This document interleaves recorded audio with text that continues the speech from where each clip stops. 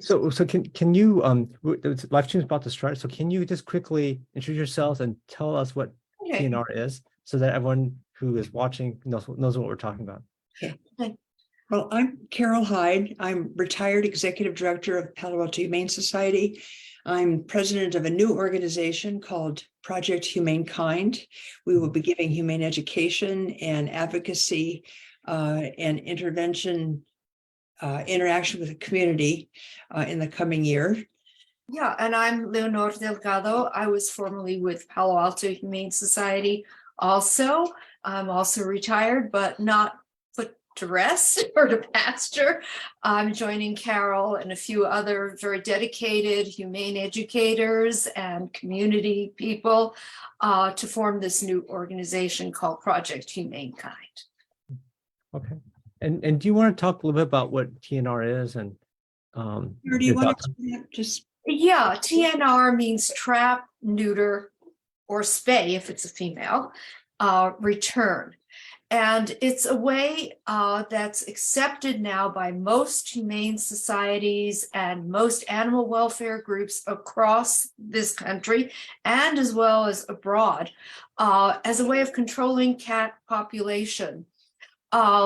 It means that cats who are brought to the shelter should be evaluated, should be spayed and neutered, and rather than being euthanized, they should then be returned to a place where you know that they're getting care, they're getting attention. And one of the points that Carol started making, and I'll elaborate a tiny bit on it, is that there really is no huge feral cat population in our local communities that are supported by Palo Alto Animal Control and currently Pets in Need operating the shelter. What we have are abandoned cats who often have not been spayed and neutered. So they, when people move, they just leave their cats behind. These cats multiply, and if we don't get to them in time and trap them while they're still tameable, we have a mini explosion.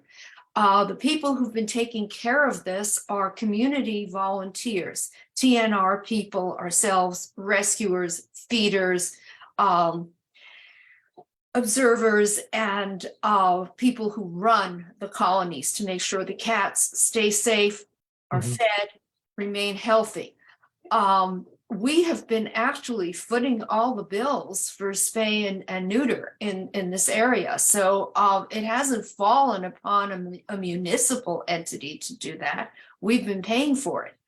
And one of the things that, Carol, I think you're going to address this, is that there isn't enough spay and neuter per se, a clinic that truly operates at Top Gun, full speed in the community. Did you want to talk about that, Carol? Well, yes, I do. It's an integral part of making TNR successful. And I should augment what Lenore said and say that most feral cats are somebody's backdoor cat, and they are brought by people in to be spayed and neutered. And that is done on, as Lenore said, on their own dime. It saves public money. It's much more expensive. It's public funded to hold a cat for 3 days and then euthanize it. So TNR is much healthier for the city's budget. Sensitive areas are already protected by the city code that forbids feeding of animals in the baylands and parks. So what is really needed, Councilmember Tanaka, and I hope that in the negotiations with Pets in Need or with the city, that a fully functioning spay neuter clinic is required. And more than 60 spays or neuters a month, that's just not adequate. That's what they're proposing. Yeah. How much should it be?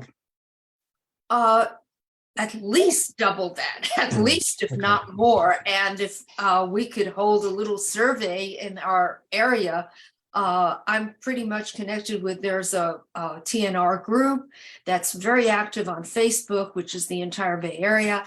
There's another one in local next door that we're constantly discussing these issues. And an issue that has repeatedly surfaced is that there simply hasn't been any real effort to do spay and neuter on a local level. For more than 2 years, this didn't even happen. And now it's happening on a very limited basis. Rescuers, neighbors, people who are concerned are not getting the services there. And what ends up happening is that other agencies, such as one that I'm working with now in lieu of Palo Alto Humane Society, ends up paying for spay and neuter in with local veterinarians or other low-cost clinics, whereas if spay and neuter were offered on a much, much larger basis, because that's what's needed, that would represent income for the city. And the city is losing out on income. Carol, do you have anything else to add to that? I can harken back to the days of Dr. Linda Miller. It was an early iteration of the shelter. It was run by Palo Alto Animal Services. Linda Miller handled all the cats that were involved in the Stanford Cat Network, that huge monitored project. We trapped 1,500 cats. She spayed. She was very dedicated. It seems as if the current shelter operator deals with the adoptive animals instead of opening the spay neuter clinic to be a community service. And people in Palo Alto really need to have that spay neuter clinic up and running. So that is really our main concern. And it's very involved. You can't have TNR if you don't have a good spay neuter clinic that's accessible. So there are you to insist that be put into the contract. We also know that there are a lot of cats that are trapped and need spay and neuter in Los Altos Hills, for example, which is also part of the purview of the pets, what's currently pets in need. We are also aware that in the past, when Palo Alto Animal Services was doing spay and neuter, obviously, as Carol said, this was a huge number of spays and neuters, surgeries being done. That a lot of the overflow from of cats being brought in were being brought in from East Menlo Park, East Palo Alto, and that represented as well funds that were going into monies that were going into the city coffers, which hasn't been happening because for more than 2 years there was no spay and neuter clinic operating. They're barely operating a vaccine clinic at this point. That has resurged, but spay and neuter is so limited.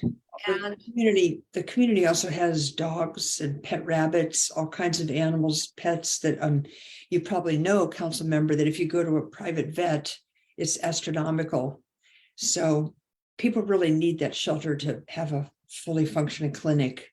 Yeah, and one of the issues that we do know about that we've kind of heard through the grapevine is that you bring in a cat who is frightened, who has been abandoned, who's suddenly found in your backyard, or a colony on private property that we're allowed to feed, because we don't just go in and feed under the smoke screen. We get permission from people to feed. They would tell us about it.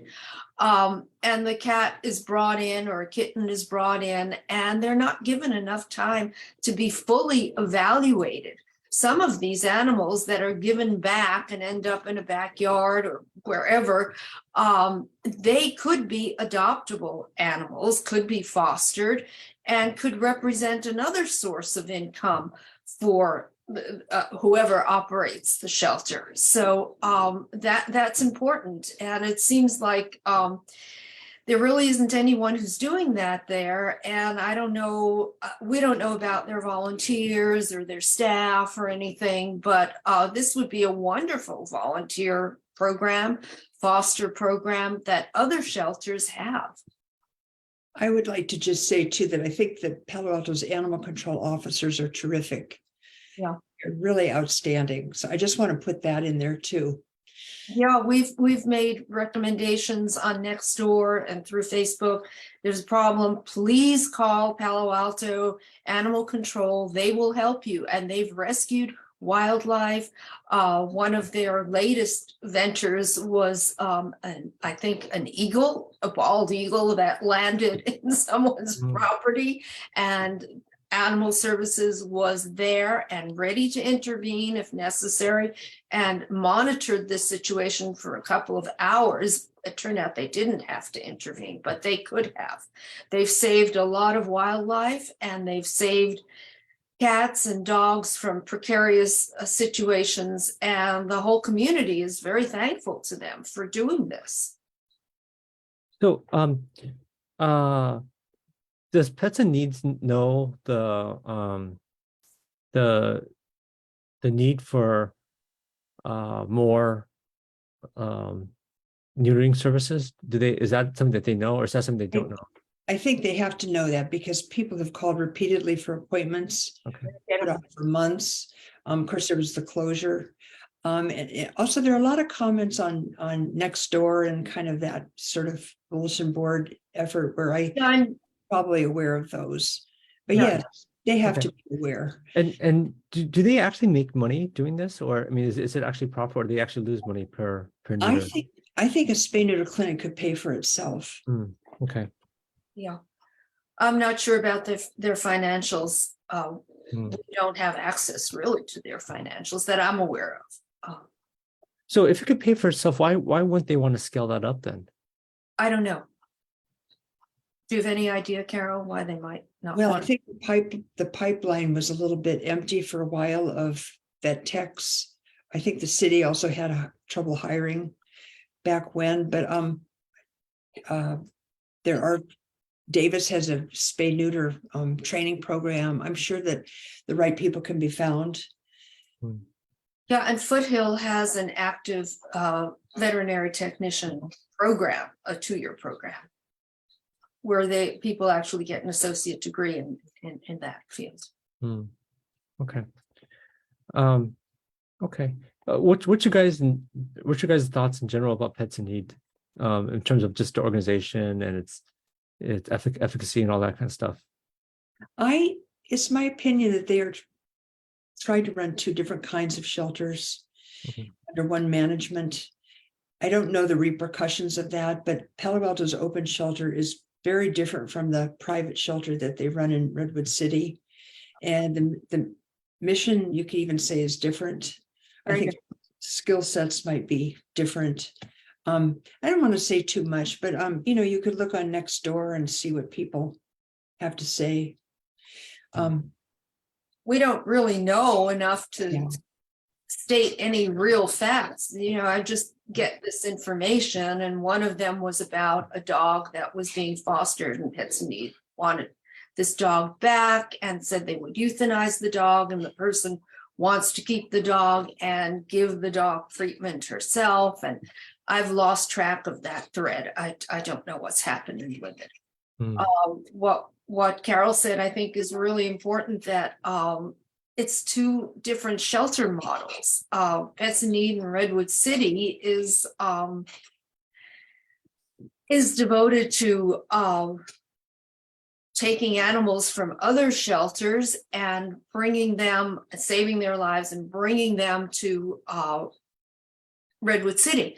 I think Palo Alto does that as well, but I think that the first priority should be, what are the needs of the real community here? The neighbors who find cats, who find wildlife, who find dogs, and that should be considered number 1, I think. I mean, that's my read into it. Okay. Okay, cool. Well, thank you for sharing your experience. I don't have a pet, so I actually don't read too much about that stuff on Nextdoor, but can you guys quickly summarize what is the at least from your guys' perception, the opinion of this on Nextdoor? Well, it put 2 sides. Some people volunteer for Pets in Need and have really nice things to say, and others don't because they've tried to get spay neuter appointments and they can't get them. Mm. or this particular case about a dog that this woman is trying to save. It varies from time to time, and at times there's nothing on there for weeks on end, and then all of a sudden there are a few comments. So I'm always on there as someone who's looking to help people with cats and place cats and give advice. Please bring your cat to the shelter, or bring this kitten to a reputable rescue group, because you will get help. If you found kittens, don't give them away, because you can foster for a rescue group that will send qualified candidates for adoption to you, rather than you just giving it away to someone who you know, or who you manage to find on Craigslist or even next door. So that's been my, party line on in these discussions. I think there's intersection of the public with pets in need, but I think also maybe the animal control officers could give you lots of good information about how things really work there, things that we're not really privy to. So One of the things that I've noticed about Pets in Need as an education person is that Pets in Need in Palo Alto really does not have any kind of an education program per se. In the past, when we were with Palo Alto Humane Society, we worked with Animal Services when they ran the shelter. We've also worked with Pets in Need in Redwood City and had a good experience working with them as Palo Alto Humane Society. But there are opportunities that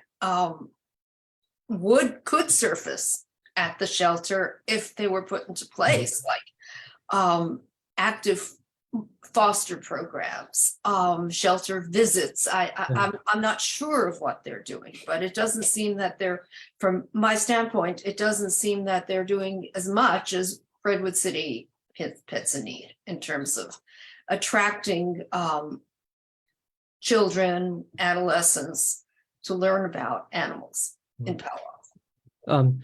Did you guys hear about, I think it was Pets in Need, I could be wrong, but there was I heard a story that I guess some animals were being transported and they were like, it got too hot and they died or something like that. I don't know. Yes, there's controversy over that and that the official line, but yeah, no, it was quite a scandal. I Really think was, yeah. very, very upsetting to the public here. Palo Alto is a very animal friendly group of people, so it was a very upsetting. It was extremely upsetting. What has filtered down to me is that the car or the truck or the van they used was not equipped properly to transport animals. And they used a larger van because they wanted to transport more people. And these poor animals died in the course of the trip. Sorry. Yeah. Do you guys know if that stuff has been rectified? Those kind of issues? I'm not sure. I think that there were charges made. I don't know if people were really convicted of anything. I tend to think not. I don't know. The charges were dropped, and I think that encouraged Pets in Need to bring in new management. Yes, that was when Mr. Malika was asked to leave Pets in Need. So, council member, can I ask you, as I understand, tomorrow's meeting will be discussion of models, and I think it'd be great to have more time for the public also to understand what's being proposed for both groups. Like, I think, to repeat ourselves, the Spay Neuter Clinic is so critical. Really. So I'm hoping that there will be more time. Most people in the 3 cities around here served by Palo Alto Animal Control and Pets in Need are really concerned about these cats, and they take them in, and then you hear that they're not being spayed and neutered locally, and this puts a burden on neighborhood people. It puts a burden on rescuers to help find a way to spay and neuter these cats and kittens. Well, I think residents of Palo Alto have been forced to go up to Peninsula Humane Society, try to get into that spay neuter clinic, to private veterinary clinics, which I mentioned are extremely expensive. 9 Lives, which is Or up to Redwood City, but Palo Alto should be the hub for our community, really should. and it could also be the hub because it's so far from East Palo Alto and East Menlo people who find animals. It could also be the hub for bringing animals in to be spayed and neutered. It was serviced. Animal services in the past did help these people, and they were charged for the service. They paid more for the service than residents, but it still was low cost as compared to a local vet or private vet. So, is the reason why because you mentioned that Pets in Need should be able to do the neutering service at a profit. It could be a revenue, it could be an income generator for them. Always felt that. Yeah. So, but you also mentioned that there's actually a very big cost difference between private vet services plus like this kind of like public one. Yes. And is it because we're subsidizing enough to do that, or is it because it's a nonprofit model, or what causes the service to be so much cheaper for like Pets in Need versus other, like you said versus the Redwood City facility? Well, private vets are profit-making enterprises, so maybe the actual support staff is different there, but I think our shelter is nonprofit, and I think that is just part of the services that have to be offered. I probably should try to confirm for you the idea that a fully functioning spay neuter clinic would pay for itself, but there is a huge amount of lost income by having the doors closed for 3 or 4 days a week. Yeah. So They're proposing spay and neuter of only 60 animals a month from the public, and that's really I mean, when you go out into the field and a cat has kittens, it's 4 kittens, and if you find 10 cats, that's 40 kittens plus the moms and the dads, and you're stuck because there's nothing local that you can go to, and you're lining up at other low-cost clinics far away in Fremont, in San Jose. You're searching for funding in other places. When we were at Palo Alto Humane Society and the shelter was being run by the city, they accepted vouchers from us, from Palo Alto Humane Society. Sorry, I'm still saying us. And that was a source of income for the shelter. And they were spaying many, many more animals, many. Okay, cool. Well, thank you for joining my officers. Is there anything There's also a huge need for spaying rabbits in this area. all the pets. Yeah.